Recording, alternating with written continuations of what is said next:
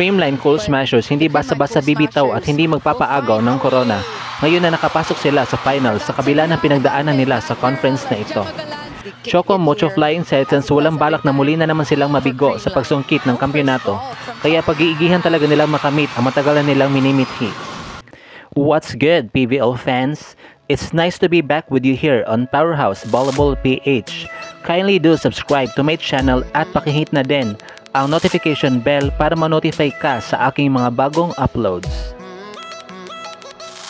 For our second game on a Thursday doubleheader, May 9, 2024, Finals Game 1.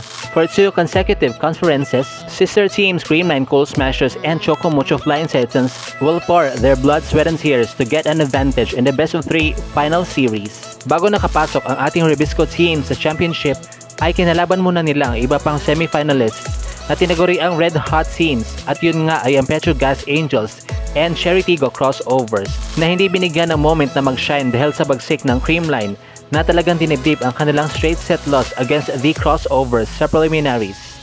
Kaya naman na muli silang magpukpukan ay na-return ng Cool Smashers ang favor na naipanalo ang laban via sweep as well, 25-16, 25-21, and 25-20. Wherein naging POG si Kyle Negrito who tallied 15 excellent sets and 6 points with 4 attacks and 2 blocks. Ngayon naman ay dumako tayo sa panig na isa pang Ribisco team which is Choco Mocho na talaga namang hindi pumayag na babawian sila na mas lalong pinalakas na Petrogas. Bagamat dikitan lang ang score sa sets 1 and 2, pero sa sets 3 and 4 ay umariban na ang Flying Titans at pinatiklop ang Angels 23-25, 26-24, 25-19, and 25-20. Wherein tinahal na POG ang Flying Titan na literal na lumilipad Cherry Bomb si Rondina who garnered 31 big points with 29 attacks, 1 block, and 1 ace. Kung babalikan natin ang unang pagtutuos ng CMFT versus CCS sa semifinals na kung saan tinuldukan ng UB Gels ang kanilang sumpa sa Team Good Vibes, sapagkat naging historical talaga ang kanilang kauna-unahang panalo in 5-set thriller na almost 7 years din nilang inantay, 25-13, 25-19, 21-25, 2025, and 16-18. Inanunsyo bilang POG, of course none other than Cherry Bomb si Rondina na nakapag-ambag ng 23 markers with 21 attacks, 1 block, and 1 ace. So, sinong Ribisco team kaya ang magkakaroon ng huling halakhak?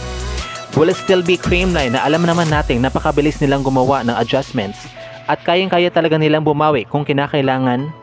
Or this time around, it will be Choco Mocho na mas gutom na gutom ng maranasan sa unang pagkakataon na mapasa kanila ang mailap na championship title.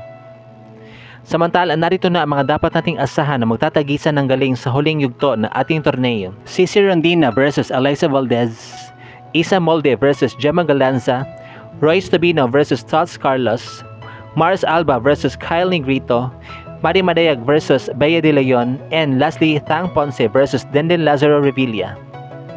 Kaya naman, sabay-sabay nating tunghayan ang puksaan sa pagitan ng Ribisco teams kung sino ba talaga ang mas gustong manalo. Mamaya na po yan roughly around 6 PM. Nagaganapin sa Smart Araneta Coliseum. At dito na nga po nagtatapos ang ating video. Thank you so much for watching.